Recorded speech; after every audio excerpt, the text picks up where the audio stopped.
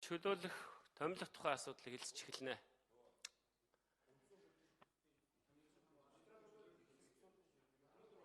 Чөлөөлөх, томилох гэсэн хоёр юу нь хоёулаа орж ирсэн байна надад тий. Тийм байна. Материал гэж өгч, материал өг. Улсын хурлын даргыг урьж ийн, улсын хурлын дарга танилцуулах хийх ёстой.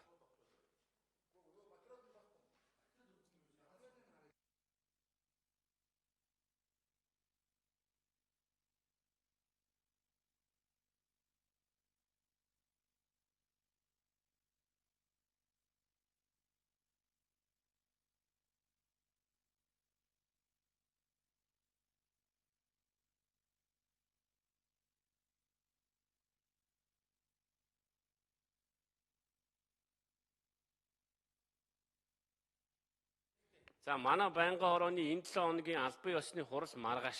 Өнөөдрийн хурал болохоор яг энэ асуудлаар маргааш яг хуваар тавигдсан асуудлаар үгүй энд гинтийн үгүй дарга нар та нар бүхэн 3 жил суучаад тэгээд одоо бити ингэж хэлтэй.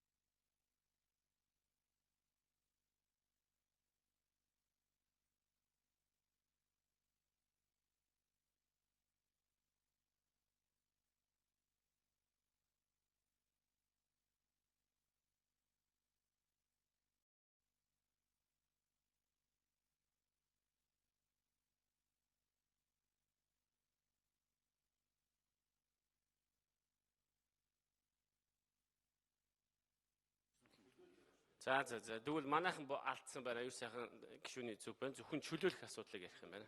Тийм ээ. Энэ бичиг баримт юу ахтаа энэ томилно гэдэг энэ үг алдаатай байсан байна. Тийм. Чөлөөлөх асуудлыг танилцуулна. Материал хийх юм. Материал хийх шүү дээ.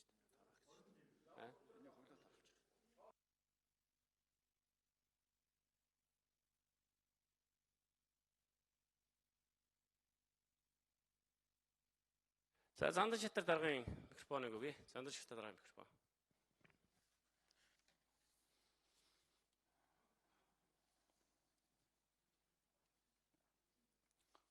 За бид авчихын танилцуулна. Байнгын хороо материалыг хуулиар танилцуулчаарай. Монгол Улсын их хурлд санхүүгийн зохицуулах хорооны даргаыг албан тушаалаас чөлөөлөх тухай. Санхүүгийн зохицуулах хорооны дарга даваас сүрэн өөрийн хүсэлтээр чөлөөлөх тохироглоо гэсэн тул санхүүгийн зохицуулах хорооны эрх зүйн байдлын тухай хуулийн 13 дугаар зүйлийн 13-ийн 1-ийн 3 дахь заалтыг үндэслэн санхүүгийн зохицуулах хорооны даргын үүрэгт ажлаас чөлөөлөх саналыг оруулж байна. Хэлцэн шийдвэрлэж өгнө. Монгол Улсын их хурлын дарга Зандан Шатар. Санхүүгийн зохицуулах хорооны эрх зүйн байдлын тухай хууль, улсын их хурлын тухай холбогдох хуулийн заалтын дагуу бүрэн эрх хүрээнд энэ асуудлыг оруулж байна. Хэлцэн шийдвэрлэж өгөхийг хүсье. За танилцуулгатай холбоотой асуулттай гишүүд нэрсээ өгье. За Жавхлан гишүүн, Чин Зориг гишүүн байна уу? Чин Зориг гишүүнээр таслаа. Жавхлан гишүүний микрофоныг өгье. Асуух зүйл юу ах вэ? Сая их хурлын дарга давсан даргыг өөрөө өргөдлөө гэсэн хэлцүүллээ. Өргөдлийг сонсгож болох уу? Эсвэл тарааж өгөх юм болов?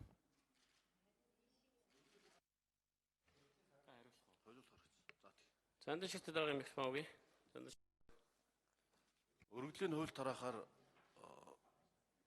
эдийн засгийн хорооны ажлын албандагчлаа. Одоо тараагдана. Дараа нь унш танилцуулж болно.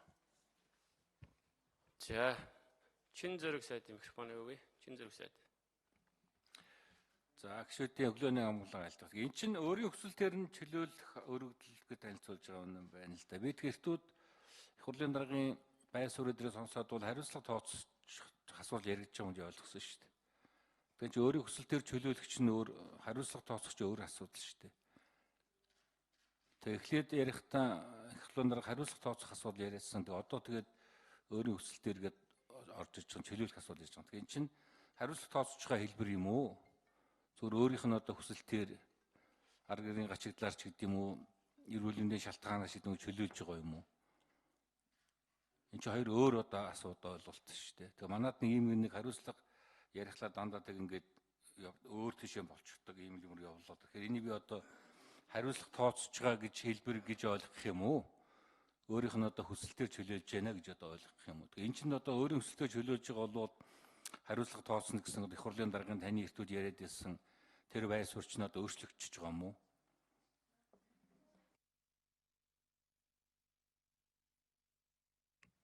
Зандан шатар даргын микрофоныг өгье. Зандан шатар даргын микрофон.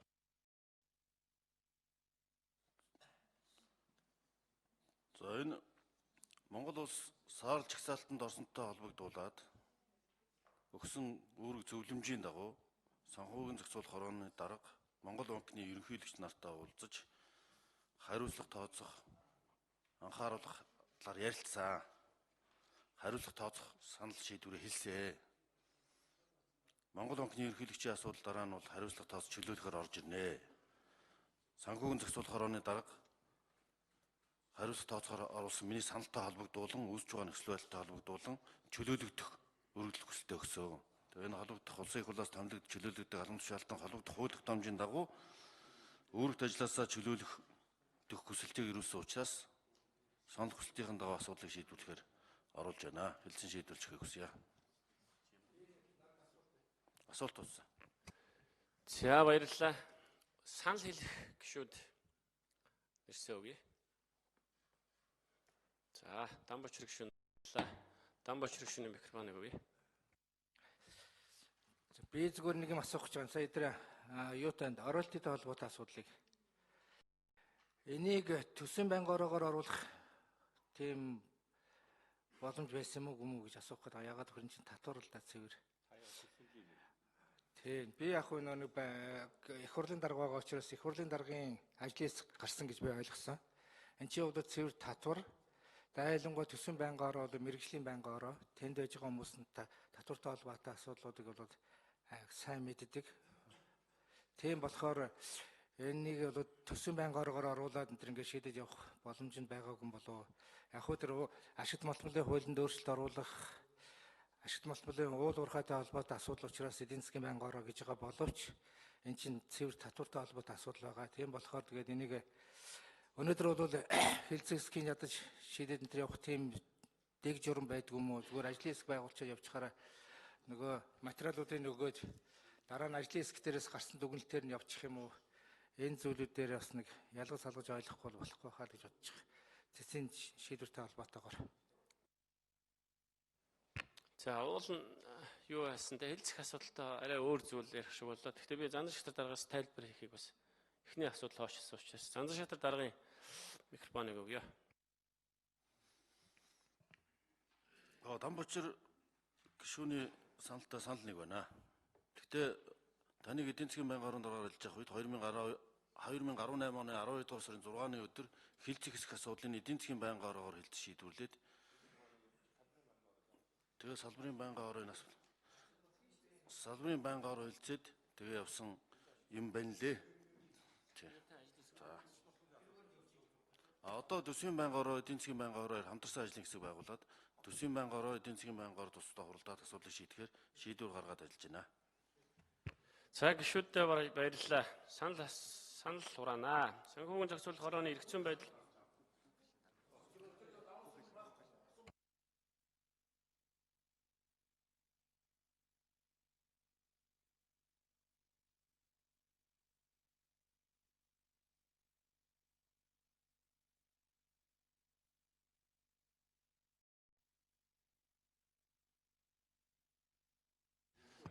санал хураана. Санхүүгийн зохицуулах хорооны эрх зүйн байдлын тухай хуулийн 13-1-3 дахь заалтын дагуу Содном даржаагийн даваас хөрөнгө санхүүгийн зохицуулах хорооны даргын үүрэгт ажиллаж чөлөөлөх саналыг дэмжиж гисэн том ялдар санал хураалт явуулъя. Санал хураалт.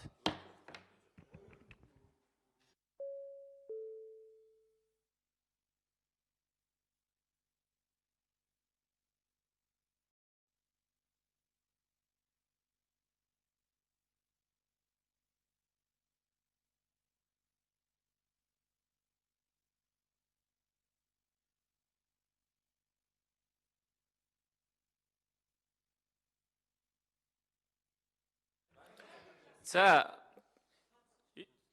саналуудыг тооцоод угаасаа зөвшөөрсөн санал нь илүү байна. Тэгээд зарсан зүгээрээ. За ойлголоо. Дараагийн юм дээр нь би анхааръя. Ойлголоо. Угаасаа тэгье. За ойлголоо. Санал хураах шаардлага байхгүй. Саяны тэр хин оюун чим гишүүн үгүй юу? Минийх байсан. Ундрмаа гишүүнийх байсан. Чин зөрөг сайд за болд гишүүн бид дөрвийнхийг нэмээд тооцчоо. Протокол тэгээд тэмдэглүүлчих. За. Тогтоол унш танилцуулнаа. Санхүүгийн зохицуулах хорооны дарга өргөх ажил шилжүүлэх тухай Монгол Улсын их хурлын тухай хуулийн 44 дугаар зөвлөлийн 43-1 хэсэг санхүүгийн зохицуулах хорооны эрх зүйн байдлын тухай хуулийн 13 дугаар зөвлөлийн 13-1-ийн 3 дахь заалт Монгол Улсын их хурлын чуулганы хуралдааны төвийн тухай хуулийн 45 дугаар зөвлөлийн 45-2 дахь хэсгийг үндэслэн Монгол Улсын их хурлаас тогтоохон саднуур зоржоогийн даваа сүрэнг өөрийн гаргасан хүсэлтийг үндэслэн санхүүгийн зохицуулах хорооны дарган үйл ажиллагаа шийдвэрлэсэгүй. Энэхүү тогтоолыг батсан өдрөөс нэхлэн дагаж мөрднө гэсэн энэ тогтоолыг хөргүүлж байна. За нэгдсэн онцлогтанд танилцуулах гишүүн байна уу? За би танилцуулъя. Бүгд доош хараад суучих юм. За би өөрөө танилцуулъя та. За дараагийн асуудалтай орё.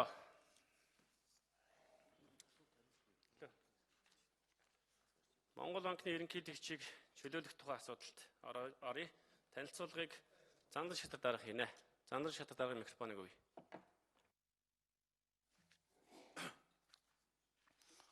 За байнгын орны дарга эрхэм гишүүдээ.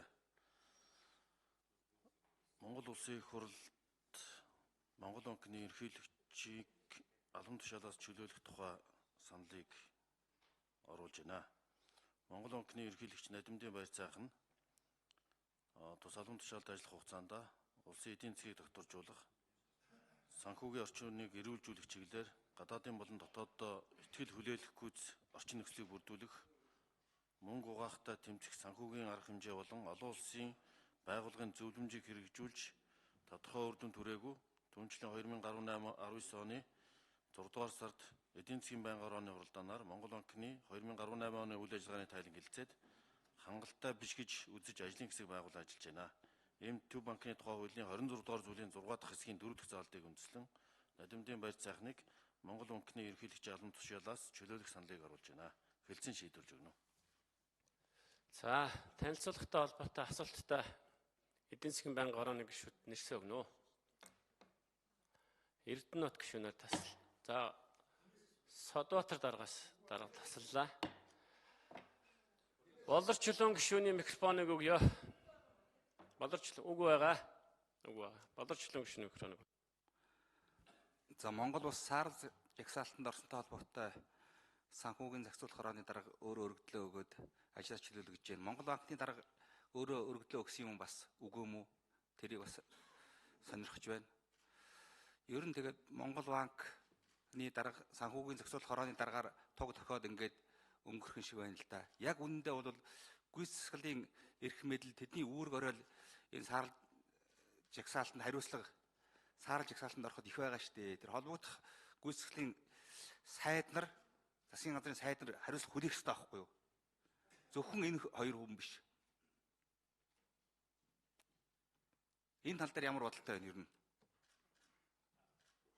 Олон улсын жишгч гэсэн ийм саарл жагсаалтанд оруулчвал ер нь гүйцэтгэл хариуцлага хүлээдэг асуудал байгаа шүү дээ.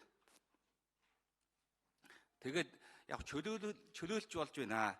Арийнх нь хүн ямар хүн одоо тавих гээд байгаа. Тэр хүн дээр бол одоо нөгөө дээдүүлэх гээд ордуучих шиг юм болох вэ гэсэн болгоомжл байна шүү гэдгийг бас хэлмээр байна. За Зандар шатар даргын микрофоныг өгье. Зандар шатар дарга асуултанд хариулъя. Баяр цаахын ерөнхийлөгч огцох тухай өөрийн санал өргөдлөө гаргаагүй. Нээлттэй захидал ирүүлж улсын их хурлаас гаргасан шийдвэрийг хүндэтгэн хүлээж авах болно гэдгээр нь мэдгдсэн. Улсын их хурлын даргад ч гэсэн албан ёсоор одоо хариуцлага хүлээхэд бэлэн байгаагаа илэрхийлсэн. Гагцхүү одоо энэ хүнд үед бас өргөдлөгөөд зугатаад явж байгаа юм шиг саарл чагсаалт хүнд байдалд орчоо явчихж байгаа юм шиг өргөдөл өгөх нь зохимжгүй байна гэж үзсэн. За мэдээж ажлын ахиц дэвшил дутагдал аль аль нь байгааг бол ойлгож байгаа. Дараагийн үний асуудлыг эдийн засгийн байнгын ороор хэлцэж одоо мэргэжлийн ур чадвартай хүн нөхцөл байдлаас гарах чадвар бүхий юмныг томилох шаардлагатай гэж үзэж байна. За, Эрдэнэт гишүүний микрофоныг өгье. Эрдэнэт гишүүн асуултаа асуу. За баярлалаа. Одоо санхүүгийн зохицолгоор Монгол банк хоёрыг даргын зайлуулж байгаа юм байна л да. Нэг л сонин процедур тогтчлоо л доо. Уг нь тэр санхүүгийн зохицол хорон дарга нь өөрөө биеэрээ байгаад болсон болоогүй зүйлээ Сөтөкийн нэг том байгууллага өдөрцөөд ажлаа нэг товч мэдээлэлд асуудал шийдэх хэрэгтэй байсан байх л да. Өнөөдөр бол зүгээр харанхуй ингээд хүний хувь зайг шийдчихэж байгаа байхгүй. Баяр цаахны тухайн асуудал дээр бас л одоо ингээд ороод ирээд. Одоо бид нар нэг юм жишг тогтох юм байна. Их хурлын дарга тийм үү хэн нэгэн даргад нээлттэй захидал үтчих юм бол огцруулцдаг. Их хурл аваад шийдчихдэг.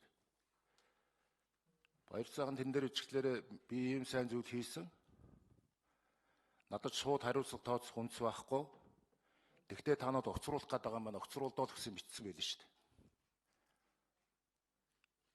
Би баяр цаахны нэг зөв юм дээр нь юу гэж харсан гэхээр яг хөө саарл жагсаалтай холбоотой улсын янзын банктай холбоотой юм байгаа л баг. Биднийг нэг өгүүлсгээд хамгаалаад авах зүйл байхгүй ч гэсэн бид нэр төв банкны хувьд өөрчлөлт оруулад хамтын удирдлагыг бий болгоцсон шүү дээ. Аливаа нэгэн Монгол банкны гаргасан шийдвэр удирдах зөвлөлийн хамтын шийдвэр болж гарна гэдгийг бид нар легитимс болгосон шүү дээ. Ерөнхийлөгч нь одоо нэг хаан гарч ирчээ дураараа ажиллаад байна энэ Монгол банкны. Тэгэхээр одоо яах вэ? Өргөдлөө наад нөхөрч өгөөг. Яг хуулиараа бол хамтын удирдлага хэрэгжүүл байгуулах нь хариуцлага хүлээх ёстой хамтын шийдвэрхэн төлөө. Тэгтэл их хурлын дарган зүгээр оруулж ирээд энэ нөхөр бол хариуцлага алдсан. Өргөдлөө надад хэвлэлээр өгсөн гэчихэд огцруулах юм уу? Тэгээ асуудалд нэг хуулийн хүрээнд дандаж болдгоо юм уу? Би Монгол банкны алдаа дутагдал байгаа гэдгийг хүлээн зөвшөөрнө. Тэгвэл бид нар чинь энэ төрт улс хуульд ёсны улс юм бол энийг энүүгээр нь шийдэж болдгоо юм уу? Одоо өнөөдөр дахиад нөгөө барь цаахан дарга нь алгал да. Бүхэл бүтэн Монголын төрийн мөнгөний бодлогыг барьж ирсэн хүн шүү дээ. Тэгэл нэг 10 хэдүүлээ суучгаал тэгэл шууд харанхуй коноп дараа шийддэг нь бол би зарчмын үед маш буруу зүйл боллоо л гэж харж байна. Нэгдүгээр нь тэр. Хоёр дахь нь. За одоо санхүүгийн банк санхүүтэй холбоотой улсуудаа хариуцлага тооцчт юм байж. Сая судалгаагаар энэ саарл жагсаалтанд орсон явдал нь хамгийн гол буруут нь хинбэ гэсэн чинь үүрэг даалгавраа биелүүлээгүй, тухайн үед нь хариуцлага тооцоогүй засгийн газрын буруу гэж гарсан шүү дээ. Тэгээ засгийн газраас өнөөдөр нэг ч хүн энд байхгүй. Тэгээ засгийн газарт хариуцлага тооцох тухайн асуудал яригдах уу, яригдахгүй юу? Ялангуяа тэр хууль хяналтын байгууллагууд, сангийн яамны нөхдүүд. Одоо саяны энэ үйл ажиллагаан дээр бол тэр 800 хаттын асуудал бол яг харахгүй л энэ засгийн газрын бүтцийн байгууллагуудын хариуцлагагүй хяналтгүй сул дорой байдлаас Монголд ийм нөхцөл байдал үүссэн шүү дээ. Эн чинь манай саарл жагсаалтанд оруулах шалтгааны нэг мөн байсан уу? Мөн байсан шүү дээ. Яагаад та нар энийг ярихгүй байгаа? Энэ хизээ орж ирэх юм. Тэгэл ингээл тойруулаад нэг ганц нэг гайгүй чигцөөлөнтэйгөө ингээд ясаж явуулчихад байх юм бол энэ төрийн доктортой байдал чинь одоо бүр байхгүй болоод дууссан дээрээ бүр байхгүй боллоо шүү дээ. Тэгмээс энэ дээр надад нэг тодорхой хариулт өгөл дөө. Төр ингэж асуудал томгоо хандаж болохгүй шүү дээ. Байнгын хороо хоёр дарагт хоёуланд нь хуралд ирээ гэсэн одоо үргэлжсэн. Яагаад ирээгүй би мэдэхгүй байна. Даваа сүрэн дарга яагаад хуралдаа ирээгүй би мэдэхгүй байна. Байнгын хорон дээр байнгын хорооны хурал зарлагтаа 3-4 хонж байгаа. Манай байнгын хорооныхан хуралд ирээ гэдэг одоо зарыг хөргүүлсэн байгаа гэдгийг танд аль бие ёсоор хэлье. Та нэмж хариулах уу дараа? Санаж тэр дараагийн микрофоныг өгье.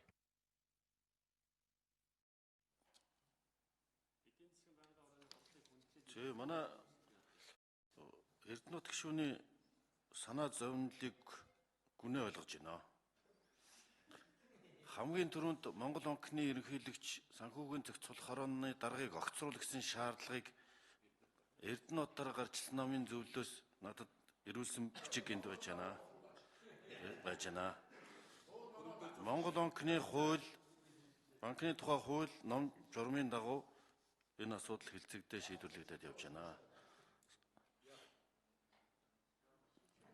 Би танилцуулгадаа дурдсан анзаарсан бол эдийн засгийн байнгын орооны урлаар та бүхэн хэлэлцээд 2018 оны үйл ажиллагааны тайлан хэлэлцээд хангалттай биш гэж үнсэ. Ер нь энэ манай банк санхүүгийн системд зээлийн хүүг бууруулах, эдийн засгийн макро орчны доктортой байдлыг хангах шинжилт өөрчлөлт бас шаардлагатай гэж үзье. Ийм учраас энэ саналыг оруулж байна. Монгол банкны ерөнхийлөгч бол нээлттэй загталтаа Монгол банкны хийсэн ажлын тайлан хүрсэн үр дүн төрд одоо 38 жил ажиллахдаа бас амжилтаа зохицуулж хийсэн үр дүнгуудээ тайлагнсан гэж ойлгож байгаа. Ийм учраас бол хүндэлтэй хандах нь зүй ёсны хэрэгэ тэр ус ажилласан хүмүүст. Асуултанд хариулт дуслаа. За Баасан хүү гишүүний микрофоныг өгье. Баасан хүү гишүүний асуултаа асууя.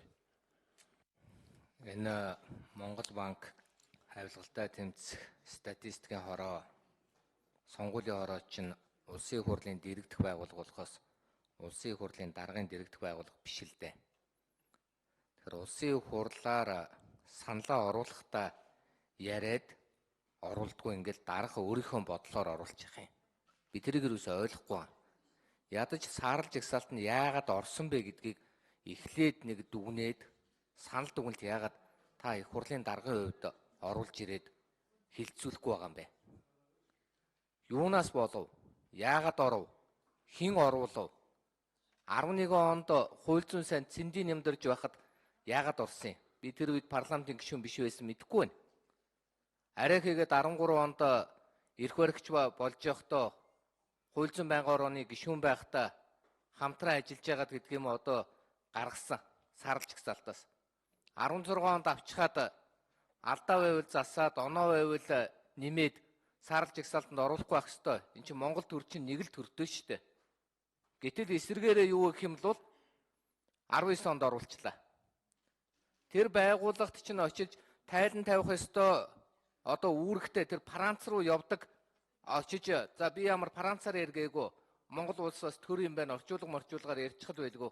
Тэр нөхөр очиж тайлан тавьсан уу? Өөрөөр хэлбэл бид ормооргүй байна гэдэг ямар нэгэн байдлаар очиж мэдээлэл өгсөн үү? Одоо би их хурлын даргаас сууж байгаа нь саарл жагсаалт нь орох ёсгүй гэдэг мэдээллийг саарл жагсаалтын эсрэг ажиллах одоо хуулийн хэлгээр нь хэлэх юм бол санхүү терроризмтэй тэмцэх хорооны дарга цэндийн нэмдэрж гэдэг хүн очиж уулзсан уу? Хэдэн сарын хэдэнд очиод тэр ФАТ гэдэг байгууллагт мэдээллийг өгсөн бэ? Өөрийн бие дарга гэдэг чинь очиж ярих ёстой байгаа үстэй. Эсвэл энд суугаад манан маптайгаа тэмцээ суугаад ах уу? Тэгэхээр энэ саарл жагсаалтанд яагаад орсон бэ гэдгийг эхлээд үгнэмээр байна л да. Тэгээд нэгдсэн журмаар нь болно болохгүй гэдгээр нь хинээс болвоо гэдгийг шийдээд бид өнөөдөр болохгүй байгаагаа засах нь чухал болохоос биш болохгүй байгаагаа ярих нь чухал биш л дээ. Тэгэхээр энэ болохгүй байгааг яаж засъя гэж одоо ер нь энэ одоо парламент, энэ улсын их хурл, энэ байнгын хороо ер нь дүгнж байгаа вэ? Энэ дээр асуумаар байна. Хоёрт нь би энэ ФАТ гэдэг энэ байгууллагын чи одоо ажлын хэсэг гэдэг юм уу одоо юу гэдгийг тэр нөгөө тагнуул Монгол банк санхүүгийн зохицуулах хороо өөр ямар зүйлээ байгуулгын удирдлагууд нь орсон тийм одоо комисч гэдэг юм нэг юм байдаг. Дарга нь цэндийн нэмдэрж байдаг гэсэн. Тэр хүн яагаад энд орж ирээд өөрийнхөө алдаа дутагдлыг үүрээд хариуцлагаасаа одоо хариуцлага үүрье гэж хэлэхгүй бүгдээрээ тэр хүн төмсөгдүүлсэн хар дэвтэрд нь орчихсон айгаад идэх юм уу? Бүгдэнд нь нэг цаас байдаг. За энэ бол 18 оны асуудал, энэ бол 2009 оны асуудал, энэ бол тэр юмны асуудал гэл тэр хүнийг тойрж ярьж чадахгүй ингээ явж байгаа. Одоо мөнгөний бодлогыг батлахад хэн авч энийг оруулж ирэх юм бэ? Энэ дээр одоо дүгнэлт байгаа юу? Тэгэхээр энэ дээр та нар ямар дүгнэлт хийж саарл жагсаалтанд орсон үгнэ? Яагаад энийг оруулахгүй байх талаар ажиллаагүй юм бэ? Монгол банкны ерөнхийлөгчөөс би асуумаар байна. Та саарл жагсаалтанд оруулахгүй тулд юу хийсэн бэ? Юу хийх ёстой байсан бэ? Юуны хийж чадаагүй алдаа гаргасан бэ? Тэр алдаагаа ухамсарлаа ойлгоод дараагийн хүндээ энэ алдааг засаад өгөөрэй гэсэн ямар одоо мэдээллийг өгөх боломжтой вэ? Энийг би баяр сайхан даргаас асуумаар байна. Өөрөөр хэлэх юм бол ямар алдаа гаргасан учраас, ямар одоо буруу үйл ажиллагаа явуулсан учраас одоо саарл Байнгын ороо хариуцлагыг яриад оруулж ирж байгаа шүү бас хөвшөнэ.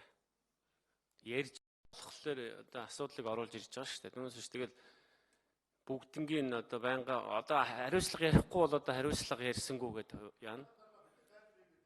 Би өгөө өөрөө хариулж ин дараа. Та юу юм бэ? Би хариулж чинь. Би байнга хурлаад аргалж чинь. Таны өөдөөс тайлбар хэлж болохгүй би юу юм? Та чимээгүй байж. 2 номерын микрофоныг өгье.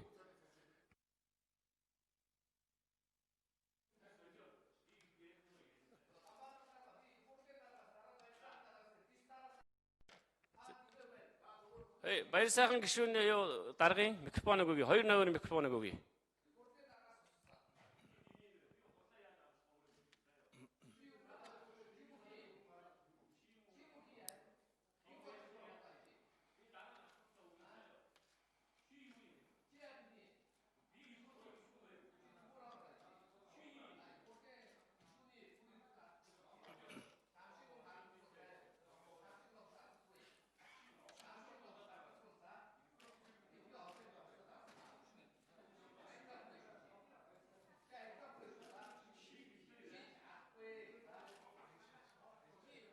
Тэр 2 номерын микрофон та юугаа хэлж.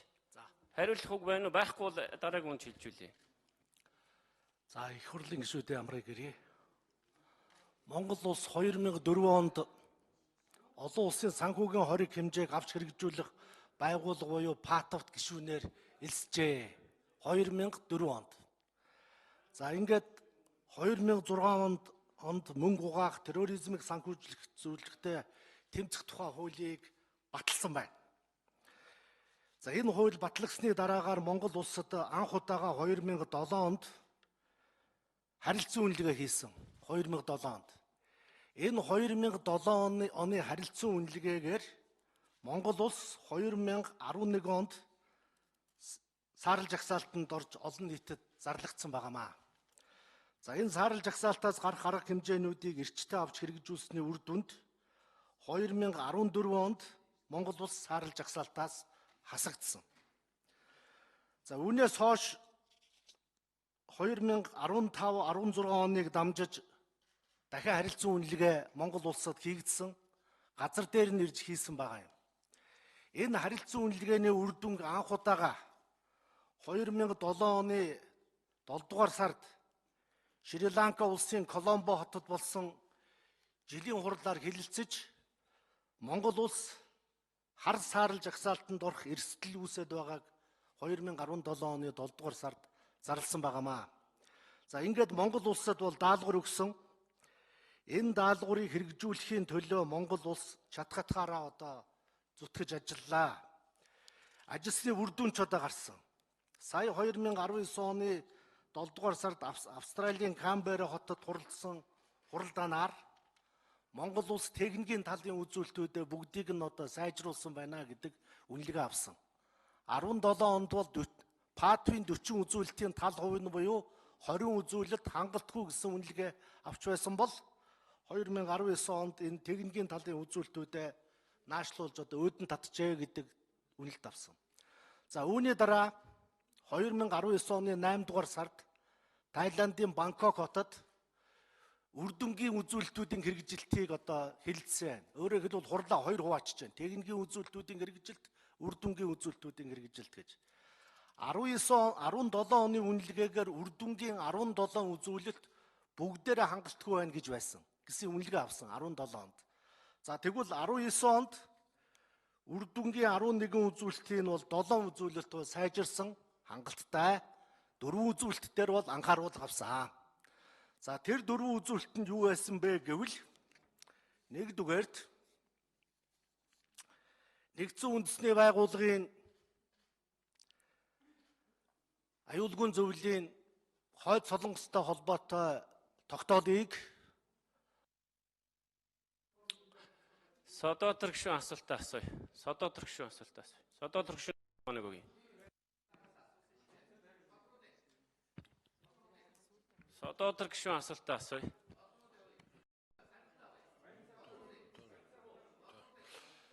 За энэ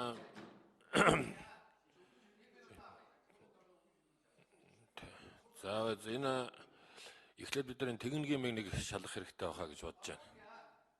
Өглөөнөөс хойш техник нэлээд гацлаа л да. Хэдээд удаа гацж энэ техникийн асуудлаар бид нар бас 2-3 удаа ч хуруугаа хийж уншуулах шиг боллоо. Тийм учраас энэ Бангороны ажлын алба энийг нэг шалгатгаж сая бол одоо 4 хүний юу зөрчлөө шүү дээ. Тэгээ энэ чинь гişүүд канопороос саналаа өгж байгаа үед бол бас их чухал асуудлаа гэдгийг бас анхаараач гэдэг нэг хэлмээр байна. За хоёрдугаарт бол энэ саарл жагсаалттай холбоотой асуудал бүхний сэтгэл санааг зовоож байгаа. Гэхдээ энэ асуудал бол өнөөдөр гарсан асуудал биш шүү дээ. Сая баяр цаах ерөнхийлөгч ярьлаа. 17 онд 7 сард үнэлгээ хийж тэр олон улсын байгууллагаас байдал хүнд байна гэдгийг бол бид нарт хэлж үндсэндээ л 17 онд орсон шүү дээ бид нар. Тэгээ тэрнээс хойш өгсөн техникийн үзүүлэлт босод зөвлөмжүүдийг нь хэрэгжүүлээд сүүлийн 2 жил бол харьцангуй агц гарсан. Гэхдээ л олон улсын шийдвэр гарсан. Тийм учраас холбогдох одоо хуулийнхаа дагуу хариуцлагын асуудлуудыг тодорхой хүмүүстэй ярья гэдэг асуудал орж ирж байгаа. Тэр энэ гинт орж ирээд гинт болцсон юм шиг эсвэл одоогийн засгийн газар ч юм уу одоогийн их хурлын зүйлүүд рүү гол одоо алдааг нь хийцэн юм шиг ингэж бас дайрж болохгүй л дээ.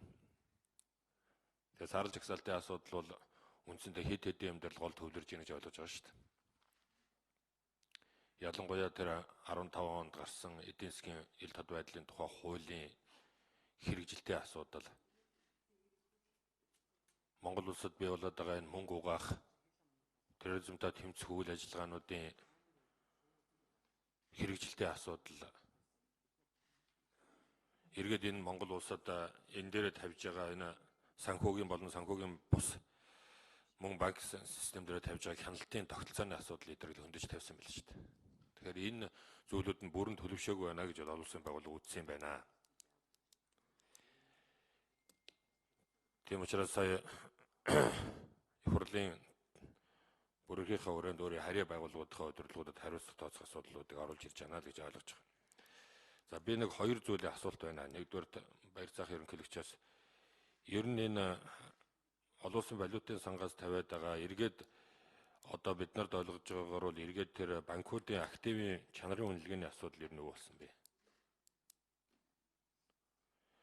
Тэр банкуудын өөр хөрөнгөө бүрдүүлж байгаа тэр үйл явц нь бол эргээд бас энэ Батбын тавиад байгаа юмтай холбогдоод байгаа юм биш үү? Эсвэл тусдаа асуудал байна уу? Нэгснээ тэр 750 тэрбум төгрөгийн их үүсвэрийн асуудал тодорхойгүй эргээд ил тодынхоо хууль руу орчдөг байдал нь бас олон улсад ойлгомжгүй байдал үүсгээд байгаа юм уу? Гэдэг асуудыг нэгдүгээр хариулж өгөөч гэдэг асуудал байна. Хоёрдугаар одоо бид нар энэ сарл жагсаалтаас 4 асуудлаар юм тавьсан. Сүүлд Монгол банкны зүгээс энэ 4 асуудал дээр яг ямар зүйлүүд гарцууд байна гэж харж байгаа. За яг мэдээ зарим нэг зүйлүүд бол хэрэг шийдэх шүүх цагдаа шүүхтэй холбоотой хөлөгчний байгууллагатай холбоотой. За асуултанд хариулахаас өмнө энэ юг нэг шалгачаа, картуудаа нэг шалгачаа. Тийм учраас санал хураагаад үзье. Гишүүд бүгдөө нэг саналд оролцоод юу карта нэг шалгачаа. Санал хураалт явуулъя. Санал хураалт. Тест санал хураалч юу? Тест санал хураалт. Тэ.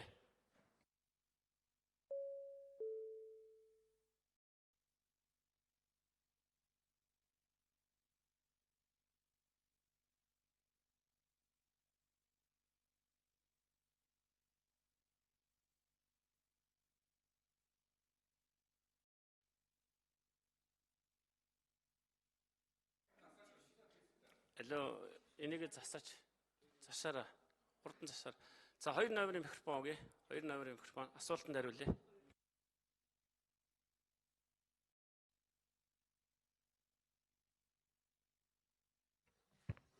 2 номерын микрофон өгье. 2 номерын микрофон. За баярлалаа. За Монгол улс олон улсын валютын сангийн өргөтгсөн санхүүжилтийн хөтөлбөрт байгаа. Хөтөлбөрийн дагуу 2017 онд Монголын 14 арилжааны банкнд активын чанарын үнэлгээ хийсэн. 18 оны 5 дугаар сард активын чанарын үнэлгээний үр дүн тодорхой болсон.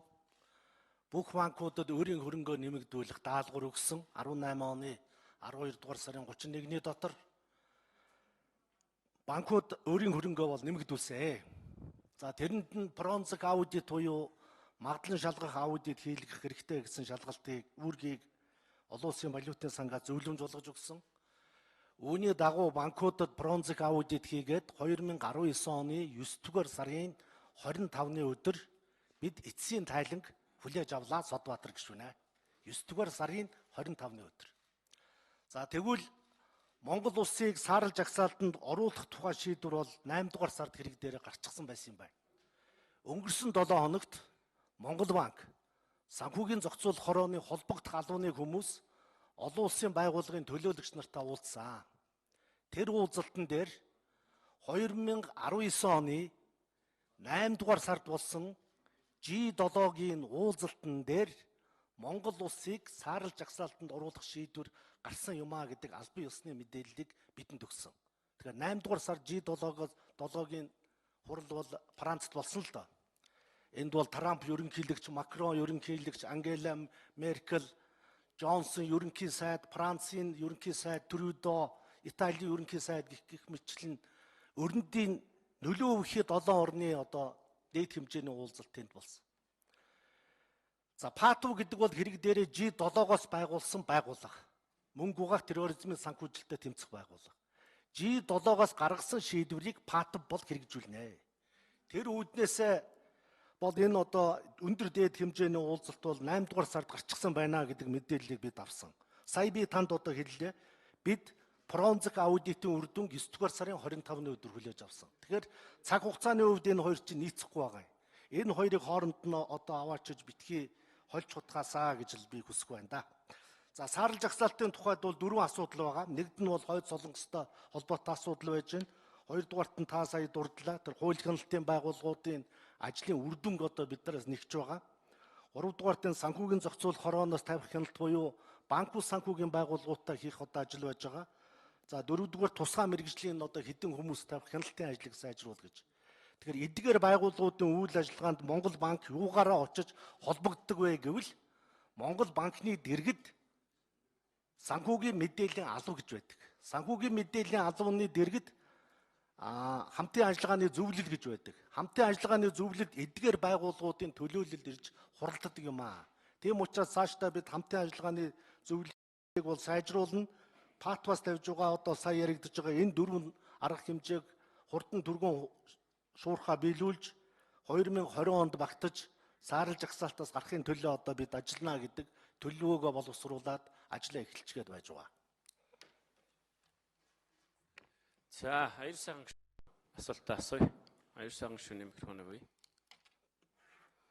За, Төв банкны хуулийн 26-гийн 4 дээр 26 дээр Төв банкны удирдлагад ерөнхийлөгчид хариуцлага одоо ажлаас чөлөөлөх үндслүүдийг хуульчилж өгсөн байгаа. Тэгээд 26-гийн 4 дээр бол үүрэгт ажлаа хангалтгүй биелүүлсэн болов чөлөөлнө гэж. Тэгэхээр энийг бол бас томилдог этгээд эдийн засгийн мэргэжлийн байнгын хороо улсын хурлаас ажлаа хангалтгүй одоо биелүүлсэн гэж одоо чөлөөлнө ёстой гэж үзэх юм бол энийг бас чөлөөлөх эрх зүйн үндсэлтэй. Тийм учраас энэ үндсэл нь байна гэж бодож байна.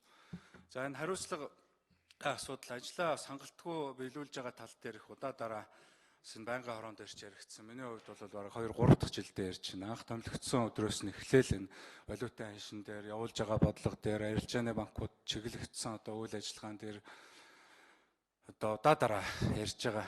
Тэгээ сүүлд ингээд саарл жагсаалтын асуудал бол нэмэгдлээ.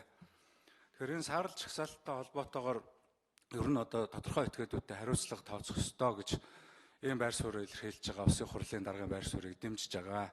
Ер нь манад бол хариуцлага одоо хамгийн их дутагдж байна. Аливаа алдаа дутагдал гаргачаал одоо өөрсдөө хаацаалдаг, бусдын түүнийг хаацаалдаг. Ингэж толгойг нь элсээр дараа дараагийн одоо алдаа дутагдал гардаг. Энээс болоод одоо төр ийм хариуцлагагүй болцсон. Тийм учраас анханасаа ийм хариуцлагатай, ёс зүйтэй алдаа гаргах юм бол том жижиг гэлтгүүгээр хариуцлага өрүүлээд байвал энэ дараа дараагийн хүмүүс нь одоо энэ дээр анхааралтай, хянамгай ажилланаа.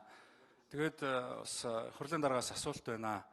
За энэ хариуцлагыг зөвхөн энэ хоёр хүнээр одоо хязгаарлах юм уу? Саарл жагсаалттай холбоотой түрүүн боловсчлон гишүүдээс ярьж ирсэн. Энэ бол мөнгө угаах болон терроризмыг санхүүжүүлэхдээ тэмцэх тухай хууль байгаа. Энэ хуулийн 22-ын 1-т мөнгө угаах болон терроризмыг санхүүжүүлэхдээ тэмцэх үндэсний зөвлөлийг хууль зүйн сайд тэргүүлнэ, бүрэлдэхүүнд нь сангийн сайд, гадаад харилцааны сайд болон төрийн эрх бүхий хууль сахиулах байгууллагууд удирдлагууд багтана гэж заасан байна. Тэгээ ийм одоо ажил хариуцсан нөхдүүд ялангуяа энэ үндэсний зөвлөлийг хууль зүйн сайд ахалдаг. За ФАТ-ийн хурал болохын өмнөхөн та бол хуулийн байгууллагууд энэ үндэсний зөвлөлийн бас гишүүдийг одоо дуудаж, үүрэг даалгавар өгөж, мэдээлэл солилцож ингэж ажилласан. Энэ дээр хууль зүйн дэд сайд бол манай хууль зүйн яам энэ мөнгө угаах терроризмтэй тэмцэх энэ зөвлөл дээр ямар ч одоо үүрэг оролцоо байхгүй.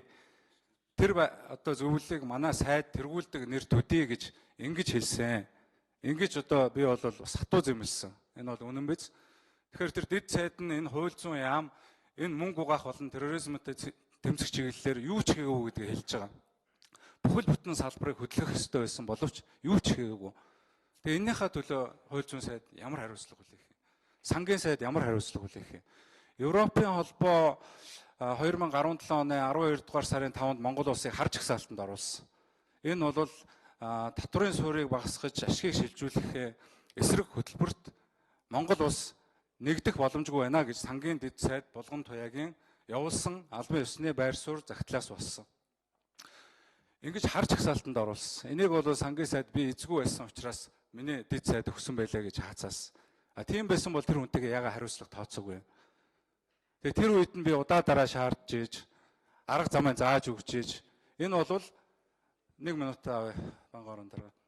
Би бол аюул сайхан гишүүний микрофоныг 1 минут сунгая. 1 минут. Үед сангийн сайдын хэвлэл мэдээлэл төгссөн ярилцлага нь бэлэн байгаа. Будаг нь хатаагүй гэдэг шиг. Харж агсаалт бол айх юм байхгүй, асуудал байхгүй. Энээс гарахын тулд бид нэр одоо дор хаяж 1 жил хэрэгтэй хууль тогтоомжинд өөрчлөлт оруулна гэх ингээд ярьж исэн. Тэгвэл тэр харж агсаалтанд Европ холбоо яагаад оруулсангүй л тухайн санаачлагт Монгол улс нэгдэх боломжгүй гэж хэлснээр төлөө оруулсан. Бусад орнууд нэгдээ хамтарч ажиллах хууль тогтоомжоо өөрчлөе гэдэг байр сууриа илэрхийлсэн байна. Энэ байр сууриа нэн даруй илэрхийлгэж сангийн сайдыг шаардж сангийн сайдаар илэрхийлүүлээд тэр дороо бол гарсан. Тэгээ энэний улмаас Монгол банкны ерөнхийлөгч хэллээ шүү дээ. Европын холбоо G7 Монгол улсыг дараа дараагийн арга хэмжээ авах асуудлуудыг ярьсан. Энэ нь бас саарлж гсаалтын суурь нь байсан. Тэгээ ингээд оруулчихлаар бусад этгээдүүд сангийн яам яах юм? Хууль зүйн яам яах? Гадаад яам яах юм? Энэ хариуцлага нь одоо бид нэр ярих ёстой юм биш үү? За, аюул сайхан гишүүнд баярлалаа. Зандар шалтар дараагийн микрофоныг өгье. Шалтар асуултанд хариулъя.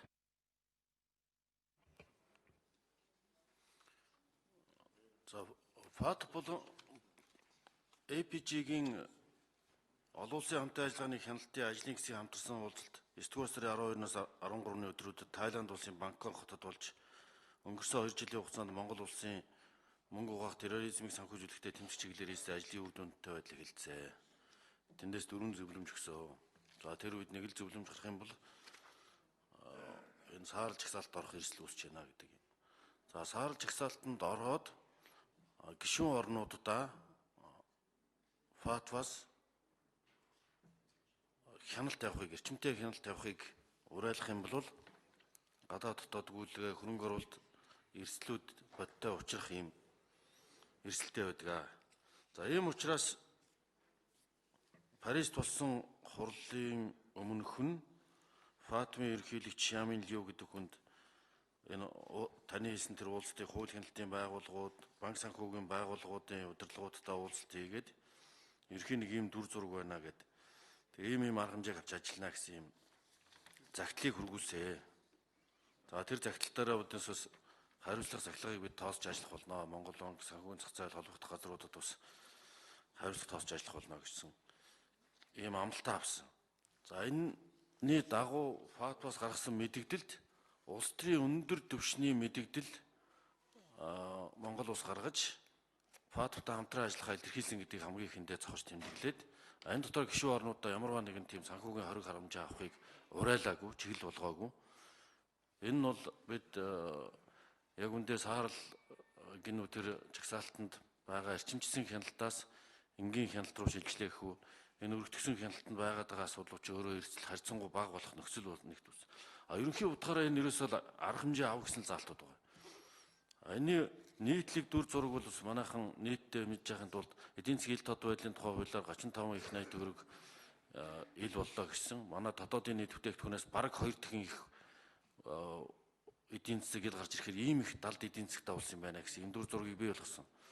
Хоёрдугаарт нь сүүлийн үед гарсан олон хил ам шуугианууд Монгол улсын маш их офшор мөнгө угаадаг ийм бүс нутаг юм байна. Тэрэндээ хариуцлага тоосдгүй юм байна гэсэн ерхий ойлголт өгсөн. Тэгэхээр энэ аль нэг рүүгээ ингээд шихэд ахмас сүлдээ бүх шүүхэл хүн шийдгээгүй юм байна гэсэн шүүхэл хариуцлага хүлээх юм байна гэсэн дүгэл тус хийж болохгүй юм дээс.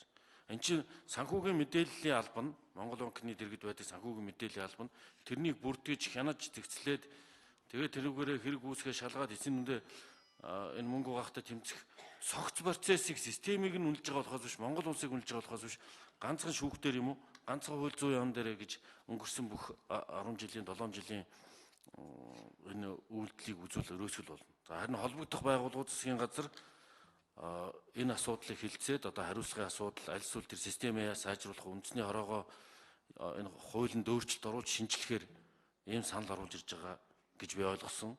Аюулгүй зөвлөөс ч гэсэн ийм шийдвэрүүд гарсан тэр асуудлууд тэрүүгээр шийдэгдэнэ. Бид нэгэнтээ энэ бичиг явуулаад амлалт автсан байхгүй юу. Тэгээ бид нэр ахаад худлаа хэлээд хариуцлага сахилах гэчээд ингээд чимээгүй өнгөрөх юм бол энэ шинжилт өөрчлөлтийг хэрэгжүүлж чадахгүй.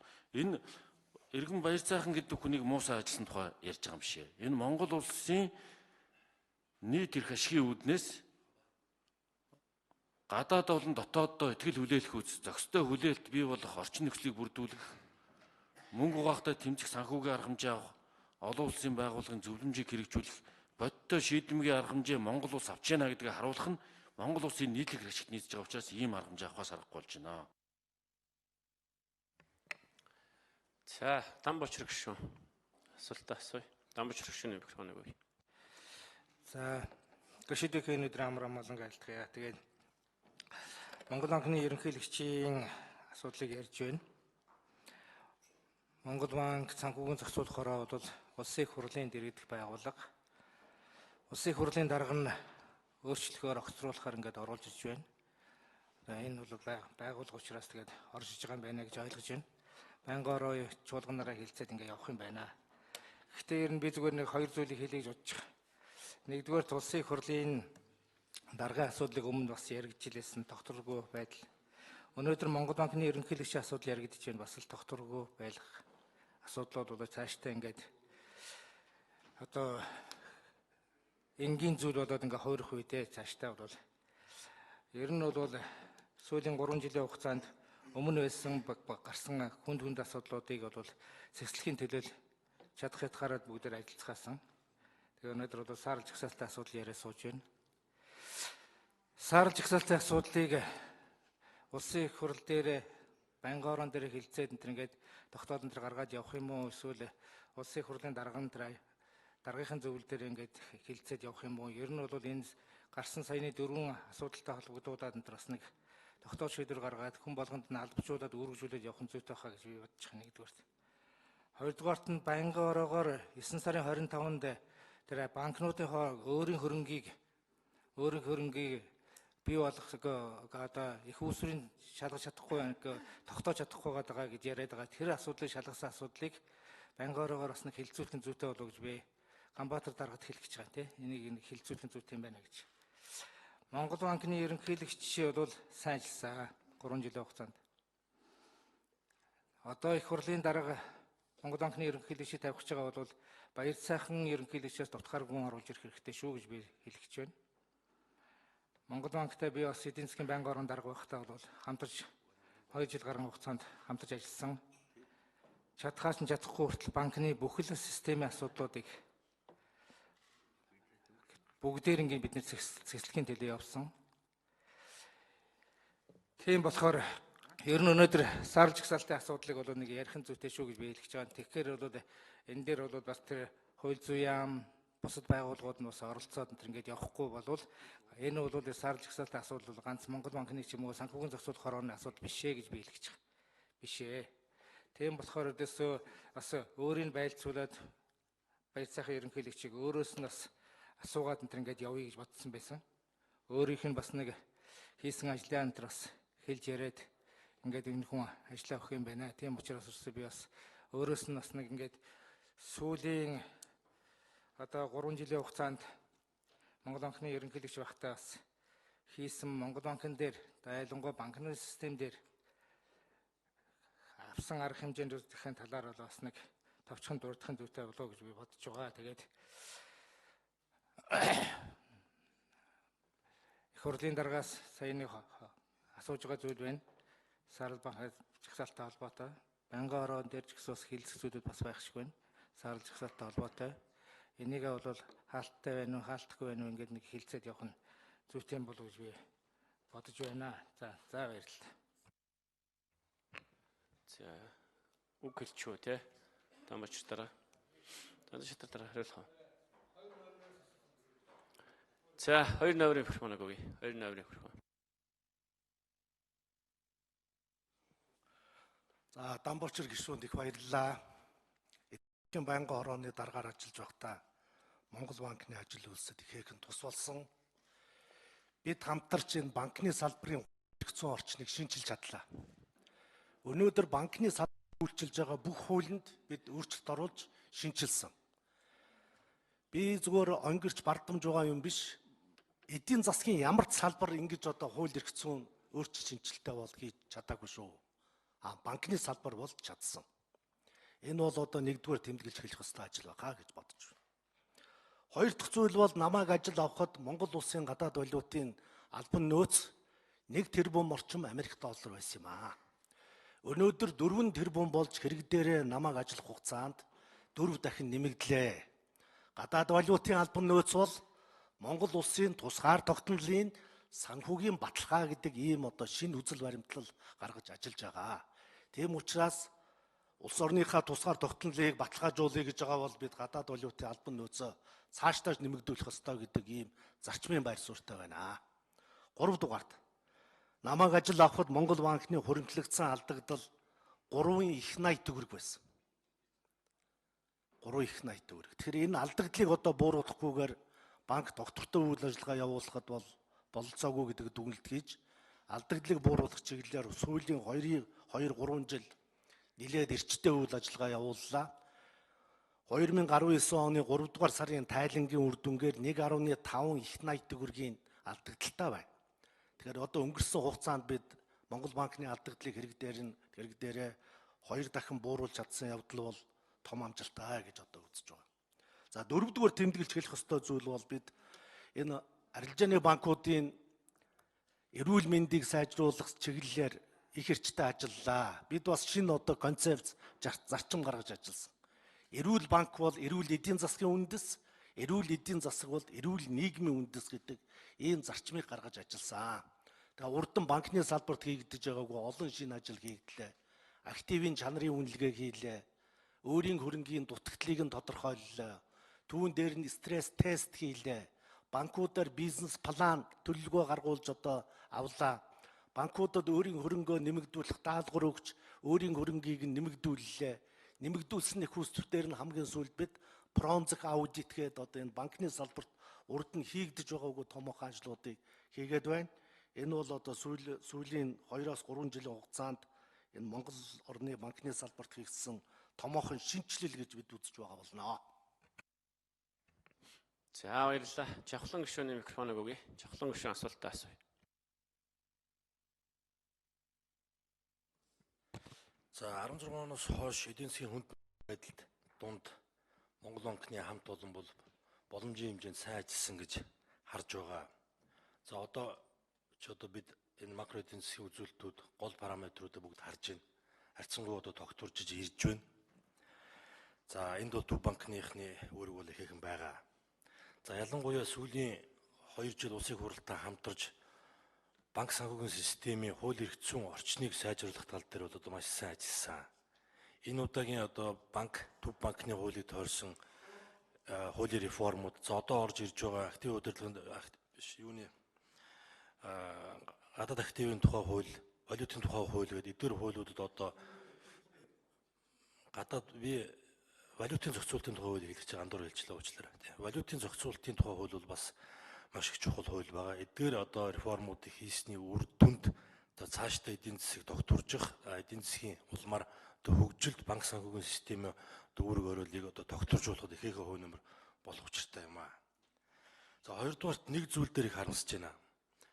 11-ээс 14 онд Монгол улс саарл жагсаалтнаас ороод ингээ гарах тэр хугацаанд бол засгийн газар бол одоо тодорхой үүрэг гүйцэтгэж ажилласан. Гэхдээ Төв банк ихээхэн үүрэг гүйцэтгэж энийг авч гарч ирсэн. Харамсалтай нь тэрнээс хойш энэ саарл жагсаалт гэхээр Төв банкны үүрэг юм шиг ийм өрөөсгөл ойлголт улс төрийн хүрээнд нийгэмд ийм зүйл үлдсэн. Тэр зүйл нь ер нь явсаар байгаад энэ удаагийн бас саарл жагсаалт руу орох бас нэг суурь болсон юм шиг. Тэгэхээр энэ удаа ингээд улс төрийн арга хэмжээ, улс төрийн шийдвэр гараад эндээс санхүүгийн зохицуулах хороо Монгол банк гээд за их хурлын даргын хувьд бол өөрийн эрх үүргийн хүрээнд их хурлын харьяа байгууллагын асуудлуудыг ингэж оруулж ирж байна гэж ойлголоо. Гэхдээ цаашаага энэ мөнгө угаах терроризм санхүүжилтийн эсрэг Монгол улс тэмцэнэ гэвэл тэмцлээ үргэлжлүүлнэ гэвэл энэ тогтолцооны систем өөрөө зогсолтгүй одоо бүтнээрээ ажиллах ёстой гэсэн ийм ойлголт маань дахиад нэг өрөөсгөл энэ асуудал зөвхөн Төв банкны асуудал юм шиг ийм ойлголт цаашаа үргэлжлэх нь магадгүй энэ удаа саарл жагсаалтнаас бид гарах байх эрхөнд. Харин удахгүй эргээд саарл жагсаалт руугаа ороод унцдаг нэг ийм байдал дахиад үргэлжлэх вэ гэсэн ийм эрсдэл хадгалагдаад үлдэх вэ гэсэн ийм одоо болгоомжил хэвээр ингэж үлдэх гээд байна. Тэгэхээр энэ манай энэ том асуудалтай тэмцэх энэ том тогтолцоо системийн асуудал одоо нэг хаана газар одоо яригдах учиртай. Энийг одоо дарга нар маань яаж харж байна вэ? Энэ тогтолцоо гэдгийг бол Төв банк, засгийн газар, хууль хүчний байгууллагууд, шүүх, прокурор, тагнуул, авилтаа тэмцэх газар гэдэг. За тэр жишээл улсын хурл өөрөө энэ дэр хяналт тавьж маш том үүрэг оройлтод оролцох ийм одоо учиртай ийм тогтолцоо байгаа. Тэгээ энэ талаар одоо ямар ойлголттой ингэ цаашаа үргэлжлэх юм бэ? Энэ талаар нэг санал бодлыг сонсомоор байна.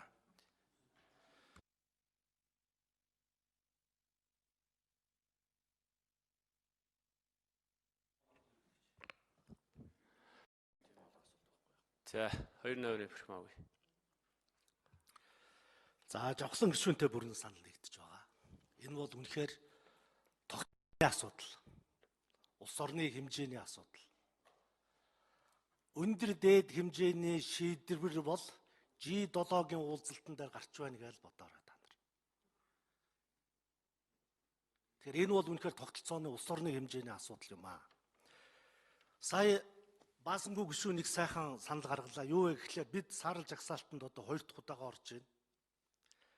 Ер нь юунаас болж оров, юу болоод өнгөрвөө гэдгийг мэрэгжлийн хүмүүсээс бүрдсэн нэг ажлын хэсэг гаргаад үзчих нь энэ бол улс орны цаашдын ирээдүйн хувь заяанд хэрэгтэй юм байнамаа. Юунаас болчихвоо, юу болоод өнгөрчвөө гэж. Би бол хариуцлагаа хүлээнэ. Надад бусдад зүхтаад байх юм бол байхгүй. Би хариуцлагаа хүлээнэ. Гэхдээ юунаас болов гэж. Өнөөдөр би олон зүйлийг энд ярихгүй сууж байгаа. Ярих ёстой зүйлийнхаа 10% ярьж байгаа. Ярих юм бол зөндөө юм байна. Гадаад харилцааны асуудал байна. Монгол улсын хөрөнгө оруулагчдад хандж байгаа хандлагын асуудал байж байна. Ер нь манай энэ эдийн засгийн тогтолцооны асуудал байж байна. Зөндөө юм байна. Тийм учраас мэрэгжлийн хүмүүсээс бүрдсэн ажлын хэсэг улсын хурлаас эсвэл эдийн засгийн байнгын хорооноос байгуулад энэ асуудлыг нэг сайн үзчих хэвээр байгаа. Тэгээд тэр дүгнэлтэд хаалттай хуралдаа нар хилцэн үз. Энэ бол Монгол улсын цаашдын ирээдүйн хувь заяанд хэрэгтэй. Тэр үүднээс би жавхлан гишүүний асуудлыг дэмжиж байна. Энэ бол ганц байгууллагын хариуцах асуудал бол биш. Энэ бол тогтолцооны асуудал. Тогтолцооны асуудалд тогтолцооны үүднээс л хандах учиртай. За зандан шатар дараах асуултанд хариулъя. Зандан шатаргийн микрофоныг өгье.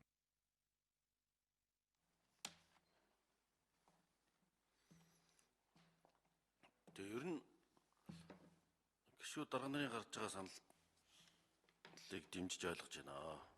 Зүйтэй одоо тогтолцооноос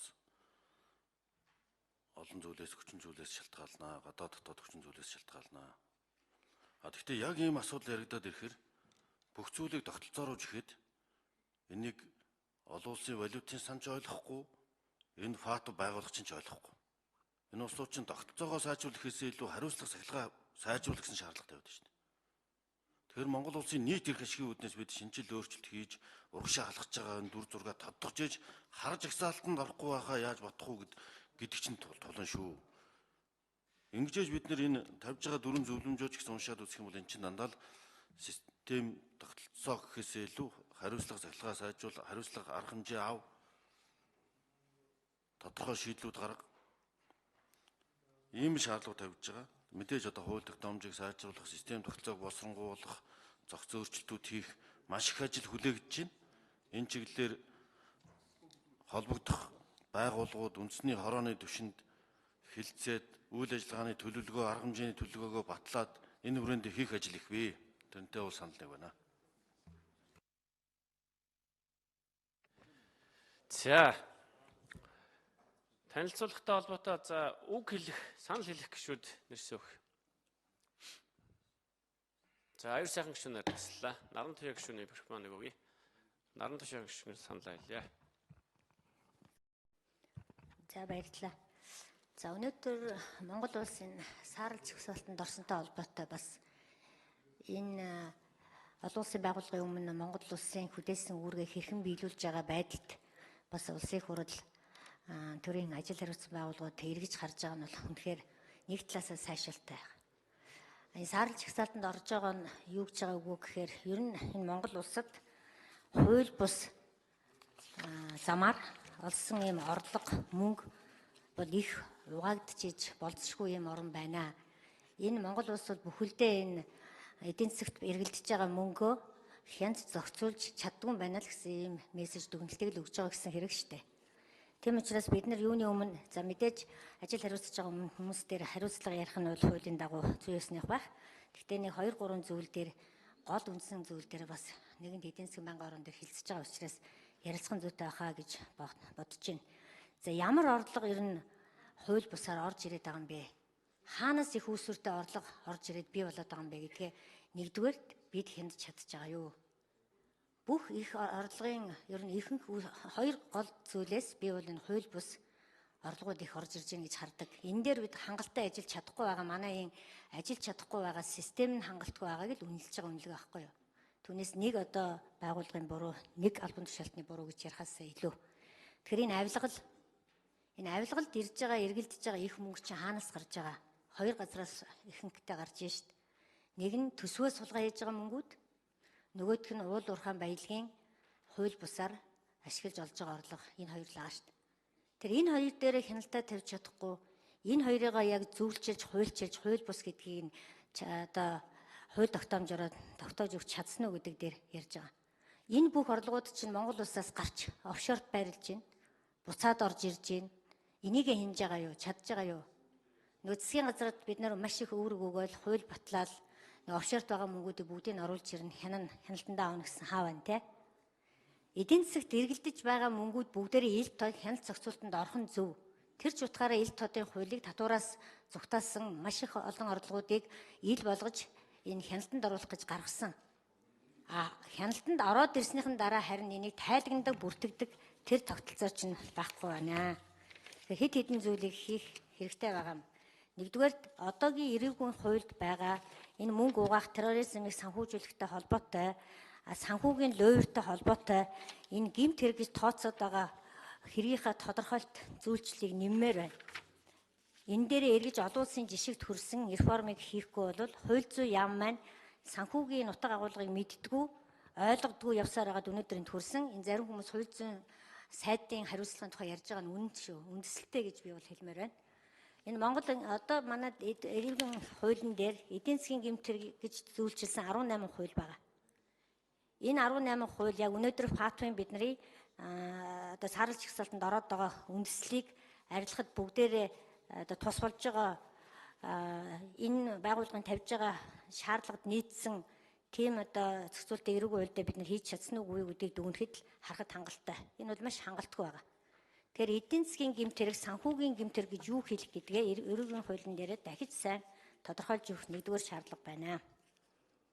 За хоёрдугаар шаардлага нь бол энэ бүх мөнгийг бүртгэж одоо тайлагнаж мэдээлдэг байх энэ систем хэрэгтэй байгаа. За Монгол банкны салбар дээр бол харьцангуй өөрийнхөө харилцагч нарыг маш сайн мэдж байгаа. Санхүүгийн зах зээл дээр бас санхүүгийн бусад салбар дээр энэ мөнгө их хэрэгэлдэж байна гэдгийг энэ ФАТФ-ийн дүгнэлтэнд хэлж өгсөн шүү дээ. Тэгээ энийг хийх ажил хэний ажил юм бэ? Маш их хөрөнгө барилгын зах зээл дээр үл хөдлөх хөрөнгийн зах зээл дээр эргэлдэж байна гэдэг юм хэлж байгаа. Монгол улсын ашигт малтмлын нөөцийг энэ лицензээс нэг хүнээс нэг хүн рүү дамжаад байгаа бүх бүртгэлийг ингээ хянаад үзэхлээр энэ бүх лиценз үүс явсаар байгаа 30-40 юм бүлэг хүмүүсийн мэдээлэл очиждаг юм билээ шүү дээ. Тэгээ тэр хүмүүсийн олсон орлого хаашаа явдаг вэ гэхээр энэ барилгын зах зээл рүү, санхүүгийн зах зээл рүү л ордог юм билээ. Энийг бол тусгай хяналт хэрэгжүүлдэг байгууллагууд бол тодорхойлцсон, тогтооцсон байгаа хаа гэж бодож байна. Тэр энэ дээр мөрдөн шалгах ажил, үнэн зөвийн тогтоох ажиллаа хийгээч. Зөвхөн улс төржүүлсэн нэг хэсэг хүмүүсийг аваачаал энэ яллаад байдаг. Яг үнэндээ тэр хүмүүсийг чи яллаа ихээр санхүүгийн ийм төрлийн гэмт хэргийг хийсэн гэж зүйлчлэх зүйл эрүүгийн хуулинд чинь байхгүй л байгаа шүү дээ. За баярлалаа. Эрдэнэт гишүүн үгүй хэлээ. Эрдэнэт гишүүн микрофон үгүй. За баярлалаа. Би нэг л юм хэлээд байгаа. Хариуцлага тооцож болно уу? Үнэхээр энэ саарл жагсаалттай холбоотой гэнэ үү, энэ далд эдийн засагтай холбоотой гэнэ үү, мөнгө угаалттай холбоотой гэнэ үү? Энэ асуудлаар хариуцлага хүлээх субъектүүд нь бол тодорхой байгаа гэдэгтээ бол хэнд эргэлзэхгүй юм л. Тэгээд энэ хариуцлагын асуудалдаа нэгдүгээр хуулийн дугуй хандмаар байна. Хоёрдугаарт бүгдэнд нь одоо хариуцлага хүлээх байгууллагууд нь бүгдэнд нь тэгш шударга хандмаар байна. Тэгээ ингээд нэг ялгууртай байдлаар оруулж ирэл хууль бусаар орж ирж байна гэхээр одоо игдүүцээд ингээд дургуутсаад байна. Би нэг юм хэлж байгаа. Сая одоо энэ хамгийн сүүлд гарсан энэ цахим бүлэглэлийн асуудал дээр яг үндэ бол онцгой анхаарал хандуулах хэрэгтэй. Энэ бол зүгээр нэг хэсэг нь гэж бид ингэж харж байгаа. Яг иймэрхүү маягийн мөнгө угаалт үйлчлэгээний салбарт, ялангуяа гадны хөрөнгө оруулалттай үйлчлэгээний салбар. За уул уурхайн салбарын сая манай нараа хэлжлээ. Үл хөдлөхийн салбар. Энд маш түгээмэл байгаа байхгүй юу? Энд хяналт тавих, зохион байгуулалтын удирдлагаар хангах, эрх зүйн орчныг бүрдүүлэх нь засгийн газрын үүрэг шүү дээ. Нэн тэргүүнд хийх ёстой үүрэг. Үнэхээр манайх нэг энгэрэн задгаа хүн шиг л Монгол руу хэн дуртай нь орж ирж л одоо ингээд зохион байгуулалтаа бүлгэлсэн гэмт үйлдэлүүдийг хийж ийн л да. Тэгэхээр эндээ бол хариуцлага тооцох нь бол хамгийн эхэлж хариуцлага тооцож хамгийн ихэд зохион байгуулалтын арга хэмжээ авах нь бол энэ яхахгүй юм байсан юм а гэдгийг би хэлмээр байна. Хоёрдугаар улсын их хурлын дарга хууль бусаар энэ хүмсүүд огцруулдаг юм а бол болох хэрэгтэй. Бид нар чинь хуультай орно шүү дээ. Арчилсан нам хариуцлага тооцох нь зөвөө гэж хэлсэн. Гэхдээ хууль бусаар хүчинтэй хариуцлага тооцоороо гэж хэлээгүй. Өнөөдөр баяр цаахан даргын сууж байна. Өргөлөө өгөөгүй байхад нь одоо бид ерөнхий хурлын дарга асуудал оруулж ирж байна. Ийм заалт ямар ч хуулинд байхгүй. Төв банкны хууль бол төв банк бол хамтын удирдлага. Оруулж ирвэл бүгдийг нь оруулж ирж хийдэг гэсэн. Хэмчлэнгээр ийм байдалтай бол асуудалд хандаж болохгүй. Тэр саарл жагсаалт гэдэг юмаа яриё бүгдээрээ. Тэр хүмүүсүүд нь хариуцлага тооцохгүй дараагийн хариуцлага тооцсоё. Тэгээд нийгэм ярахлаар л өөр юм руу чигчгээд асуудлыг сарниулдаг одоо болох хэрэгтэй. Хэрвээ бид нар ийм байдлаар явах юм бол юун саарл маргааш хар жагсаалт руу орно. Ингээд бие бинийгээ хаацалдаг юм аа бол цааш болох хэрэгтэй. Тийм учраас одоо би бол энэ хууль бус санал хураалтанд би бол орохгүй. Бүх юмыг хуулийн дагуу хий. За, Баттамар гишүүний микрофон өгье. Баттамар гишүүн санал айлаа. За, Төв банк бол үндсэн хуулийн байгууллага. Үндсэн хуулийн 19-р зүйл Монгол Улс Төв банктай байна. Хараа тус ажиллана. За, тэгээд түүнийг Монгол банк гэж нэрлэнэ гэдээ ингээд заасан байгаа. За, баяр сайхны хувьд бол Монгол Улсын эдийн засаг маш хүнд үед одоо энэ ажлыг авч явлаа. 2016 онд бидний энэ улсын хурлын гишүүн болоод энэ тангимд орж ирээд Монгол Улсын эдийн засаг ямар хөө байдалтай байсан бэ? Бид энэ ямыг амархан мартдаг болчихлээ. Гадаад валютын нөөц 4.3 тэрбум доллараас 981 тэрбум доллар хүрэхгүй болсон. Зээлзэх зэрэгэл бол доод түвшиндээ хүрсэн байсан. Банкуудыг одоо үнэлдэг тэр гол үзүүлэлтүүд нь огцон буурсан байсан. Хамгийн аюултай нь бол банкуд итгэх одоо харилцагчдын итгэл бол доод түвшиндээ болцсон байсан. Ийм үед л одоо баяр сайхан ажил авч ирсэн л да. Энэ банкны эрх зүйн шинжилгээг хийхэд би бол бас нэлээд идэвхтэй орж ажилласан. Зарим банкны нөхдөдтэйгээ хамтарч энэ хуулийг бол өргөн барьсан учраас болж байсан явдал хийсэн ажлыг бол би маш сайн мэдэх юм. Баяр сайхны хувьд бол томилогдонгуудтай олон улсын валютын сантай хамтарч ажилласан. Өнөөдөр гадаад валютын нөөц 4 тэрбум доллар болсон. Өнгөрсөн жил Монголын түүхэнд хамгийн одоо их 22.3 тонн алт авсан. Эрдэнэсээ сан тушаас Төв банкны алдагл дахин буурсан. За эрх зүйн шинжил бол маш сайн хийгдсэн. Эрх зүйн шинжилгээг хүрээнд бол Монгол банкнд бол энэ хамтын удирдлагын зарчим одоо хэрэгжиж ажилласан. Ийм урд үрдүнтэй шинжил болсон. За эдгээр шинжилгээг үрдүнд Монголын эдийн засагт бол эдийн засаг 7.3% болсон. Ядуурлын түвшин бол яг багч гэсэн 1% болоод буурч байгаа. Инфляц бол 8%-тай болоод байна. Өнөөдөр зээлийн хүү гэдэг олон хүн яриад байна. Зээлийн валютын ханш гэдэг. Валютын ханшиг бол Монгол банк ганцаараа шийддэг асуудал биш. Засгийн газар санхүүгийн зохицуулахаар олон одоо субъектуудын хамтын ажиллагааны үр дүнд хийгдэх ёстой. За баяр сайхны хувьд бол банкир бол биш. Тэгэхдээ сайн эдийн засаг. Би бол энийг хаанч гэлнэ. Би бас эдийн засгчны хувьд бол анхнаасаа банкир шиг өвдсөн бол анхнаасаа банкир хүмүүсээ тавьчихгүй яасан юм бэ? Баяр сайханд бол би бас олон жил хамтарч ажилласны үед бол маш их хөдөлмөрт зүтгэлтэй, эх оронч үзэлтэй, төрийн маш сайн түшээ. Монголын төр бол баяр сайхныг дутуул ашиглаж байна да. Маш их зүйл хийх боломж бол байсан. Оронд нь одоо хэн тавигдах юм бол доо 10 сар ажиллана да. Ирэх 9 сард одоо хаалгадана. Ийм л байдалтай байна л да. Тэгээд манай хөгжлийн энэ мухардлын олон шалтгаануудын нэг нь боловсон хүчнээ тогтвортой ажил болдгоо, сонгож чаддгүй. Ийм л одоо байна сайн ажилласан хүний одоо шагнаж урамшуулж чаддгүй, муу ажилласандаа хариуцлага тооцдгүй. Би баяр сайхны муу ажилласан гэж тооцохгүй. Хэлэхгүй. Саарл жагсаалтанд баяр сайхнаас болоод орцсон үйл том эндүрэл болно шүү. Энд зарим хүмүүс олон хүнтэй хариуцлага тооцох юм байна. Хариуцлага тооцоод байх тутам илүү одоо буруу тийшээ явна. Энэ саарл жагсаалтанд орсон шалтгаан шал өөр юм байна. Энийг одоо тэр хаалттай ярих гэсэн ярихгүй л байна. Их хурлын дараад би бас өнөөдөр хэлье гэж бодож байна. G7-оор аль эрт шийдвэр гарцсан байсан юм байна. Бидний 30 жилийн ажлын үр дүнийг ийм л байдалтай л байж. Тийм учраас бид нар цаашдаа хөгжлийн бодлого төлөвлөлт энэ загвараа их тодорхой болгох юм шаардлагатай. Өнөөдөр нэг үг хэлхийг хүслээ. Монголын төр зүтгэсэндээ халтаа гэж. Баяр сайхан бол үнэхээр зүтгэсэн. Урмын нугалахаар ууцын нугал гэж. Ууцын нугалж байна. Халаас хэлгүй бол оновчгүй болж байна. Ер нь бол энэ баяр сайханд хариуцлага тооцох бол их хурлын мөнгөний. За, Баттамар гишүүний микрофоныг 1 минут нэмж өгье. 1 минут.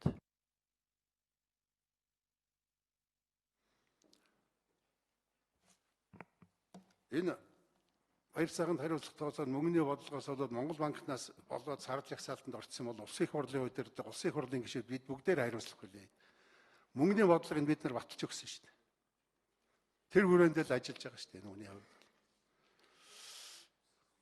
Тэм учраас бол энэ хариуцлага тооцох юм энэ хийх гэж байгаа ажлынхаа одоо тэр оншийн зөв тавьж зөв чиглэлд ажиллахгүй бол олон хүнийг хэлмэгдүүлж буруу тийшээ яваад байх вэ гэсэн ийм болгоомжил бол байна. Ингээд баяр сайхан бол хаанч ажиллана, хаанч амьдрна. Баяр сайханд бол маш их боломж бол байсан. Харамсалтай байна. За баярлалаа. Аюул сайхан гишүүний микрофоныг өгье. Аюул сайхан гишүүн санал айлаа. За хариуцлагын асуудал бол би байх ёстой гэж үзэж байгаа. Харин ч их хожуу авч байна.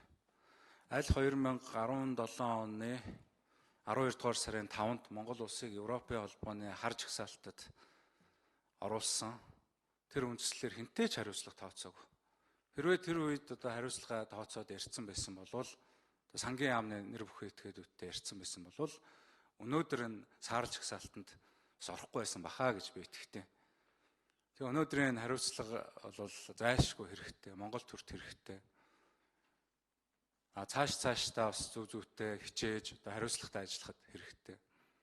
Дараагийн одоо ажил авж байгаа хүмүүс одоо ямар хариуцлага хүлээж ажиллахаа мэдэж ажиллаа авах хэрэгтэй.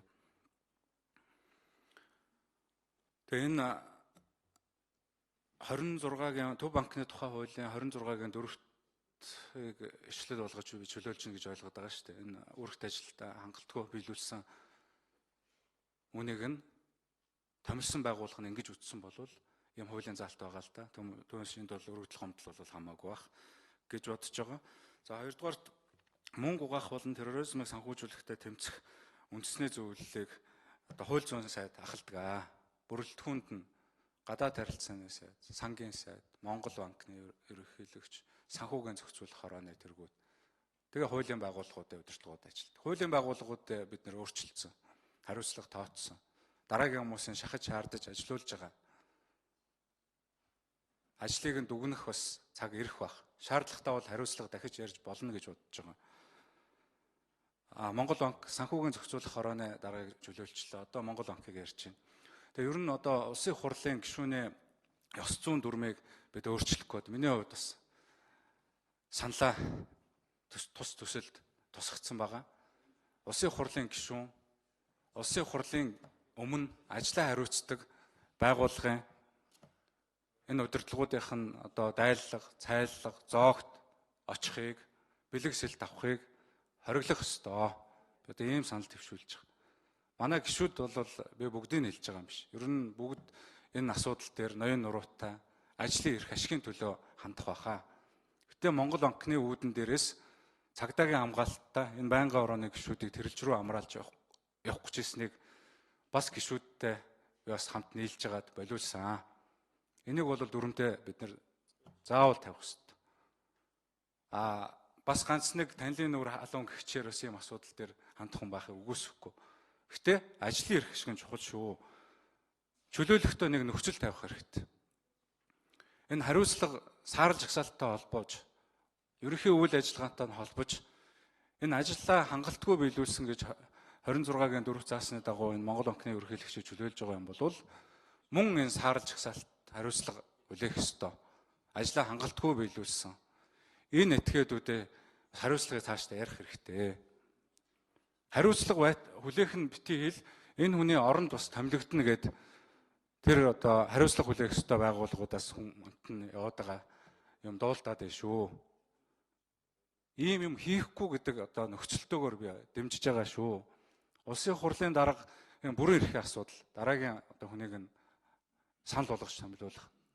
Бүрэн эрхээ хэрэгжүүлэхдээ өнөөдрийн хийж байгаа хариуцлагыг хөвшүүлнэ гэж байгаа энэ зөв зүйлээ битгий ингэж баллуурчсан ийм одоо шийдвэр гаргаараа гэдгийг одоо онцгойлон захиж байна.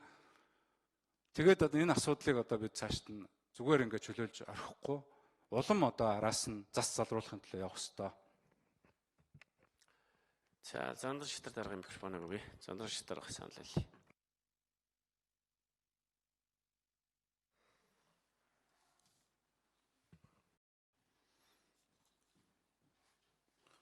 За гишүүдийн хэлсэн саналтай холбогдуулаад зарим зүйлийг тодруулъя. За арчил номын зөвлөлөөс хамгийн анх Монгол банкны ерөнхийлөгч санхүүгийн зохицуулах хорооны дарга нарт хариуцлага тооцоо гэсэн албан шаардлага улсын их хурлын тогтоолын төсөлтөйгөө илүү ингээд шаардлага ирсэн. За энэ бол сөрөг хүчний зүгээс тавьж байгаа асуудал байсан. За өмнө нь бас нэр бүхий гишүүд Монгол банкны ерөнхийлөгчийг огцруулах саналыг их хурлын тогтоолын төслийг санаачлаад өргөн барьж ирсэн. За мөн 2019 оны 6 дугаар сард эдийн засгийн байнгын орноос Монгол банкны 2018 оны үйл ажиллагааны тайланг хэлэлцээд хангалттай биш гэж үзэж ажлын хэсэг байгуулах Содбаатар гишүүнээр ахлуулсан ажлын хэсэг байгуулахар шийдвэрлэсэн. Өөрөлдвөл хангалттай биш ажиллаж байна гэсэн юм дүгнэлт гаргасан.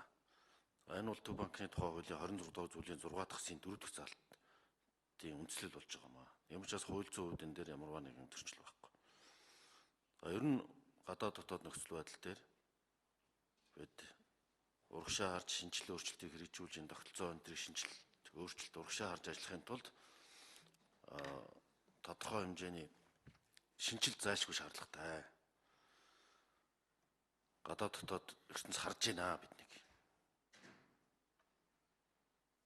Дотроо бид тогтолцоо яриа суугаад авах уу энэ нөхдүүд яаж ажиллах юм бэ гэдгийг чи ажиглаа сууж байгаа шүү дээ. Бүгдийг нь харж идэм байл шүү дээ. Тэр ФАТУ гэдэг санхүүгийн тагнуулын байгууллагууд энэ мөнгөн гүйлгээ бүх юмыг харж идэм байл. Би ч гэсэн одоо ярих юмныхаа 5% л ярьж байна гэж байна. Ийм учраас энэ чиглэлээр бид олон өөрчлөлтүүд хийх шаардлагатай. Ер нь Монгол банкны ерөнхийлөгчийн хувьд бол хамтын удирдлагын шийдвэр гаргадаг байгууллага бөгөөд ерөнхийлөгчийн хувьд төрд 38 жил ажилласан, намын дээд сургуулийн багшаас ахуулаад Монгол банкны ерөнхийлөгчийн хүртэл одоо сангийн сайд, үйлдвэр худалдааны сайд, улсын их хурлын гишүүнээр 4-5 удаа сонгогдож ажилласан ийм туршлагатай улс төрийн болон санхүүгийн мэрэгжлийн эдийн засагч хөөн.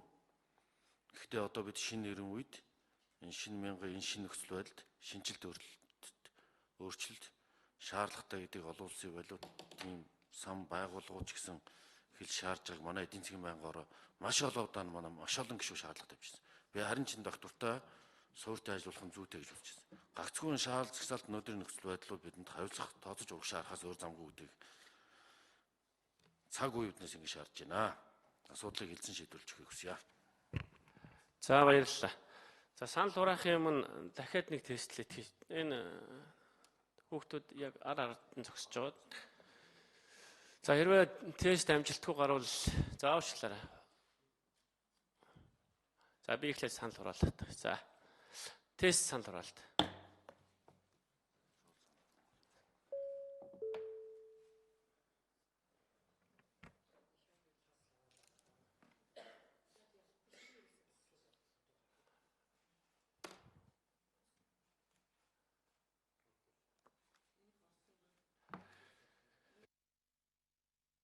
За болохгүй байгаа учраас дараагийн арга хэмжээгээ авъя.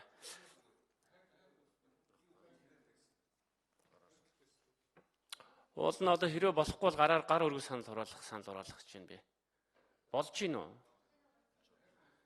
За дахиад тест санал хураалт дахиад бүгдөө нэг дараатгаач тий. Зүгээр тест санал хураалт. Хэн нэг яана гээгүй шүү дээ. Зүгээр тест санал хураалт явуулаад.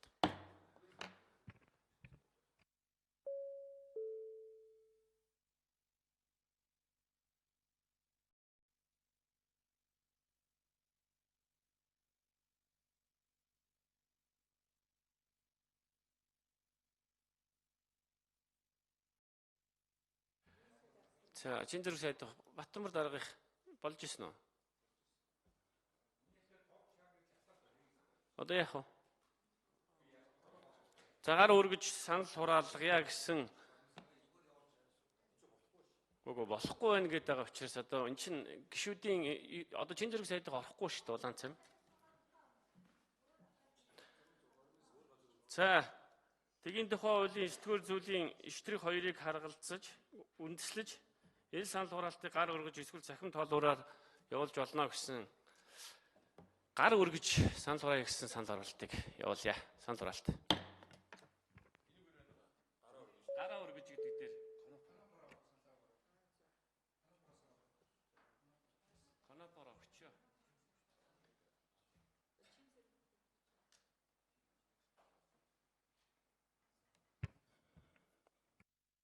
За олонхон зөвшөөрсөн тул санал хураалтыг гар үргэлж шийдвэрлэнэ. За санал хураалт явуулъя. Төв банкны тухай хуулийн 26 дугаар зүйлийн 6 дахь хэсгийн 4 дахь заалтын дагуу Надмидмийн баяр цайхныг Монгол банкны ерөнхийлөгчийн үүрэгч ажлаас чөлөөлөх саналыг дэмжиж гэсэн томьёолоо санал хураалт явуулъя. Санал хураалт.